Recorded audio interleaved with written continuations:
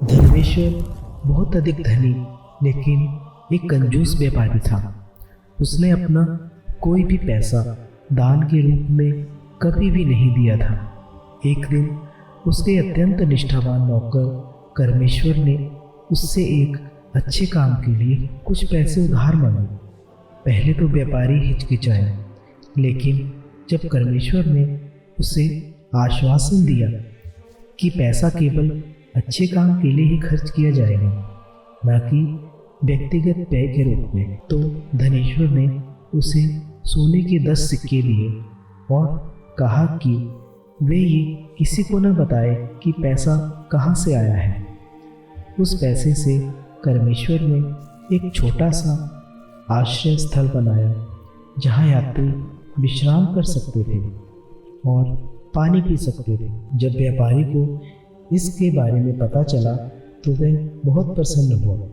अगली बार जब कर्मेश्वर ने उससे पैसे मांगे तो उसने उसे 50 सोने के सिक्के दिए। उसके सेवक ने एक धर्मशाला का निर्माण किया जहां थके हुए यात्री आराम से अपनी रात बिता सकते थे। तब से धनी व्यापारी ने अपने नौकर को हर बार मांगे जाने पर पैसे दिए, बिना कोई सवाल जवाब किए।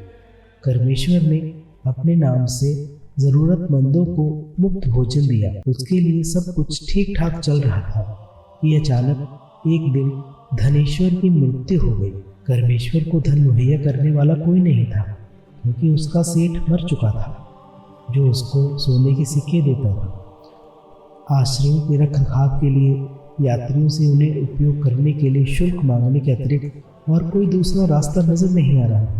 लोग असंतुष्ट होने लगे और कुछ दिनों के बाद गुस्से में कुछ यात्रियों ने कर्मेश्वर पर हमला कर दिया और उसे मार डाला। अपनी कहानी समाप्त करते हुए बेताल ने पूछा, राजा विक्रम, अब मुझे बताओ, कर्मेश्वर की मृत्यु के लिए कौन जिम्मेदार था?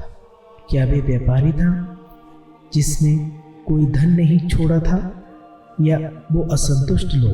विक्रम ने कुछ देर सोचने के बाद शांति से उत्तर दिया, बेताल, मुझे लगता है कि कर्मेश्वर अपनी मृत्यु के लिए स्वयं ही जिम्मेदार था।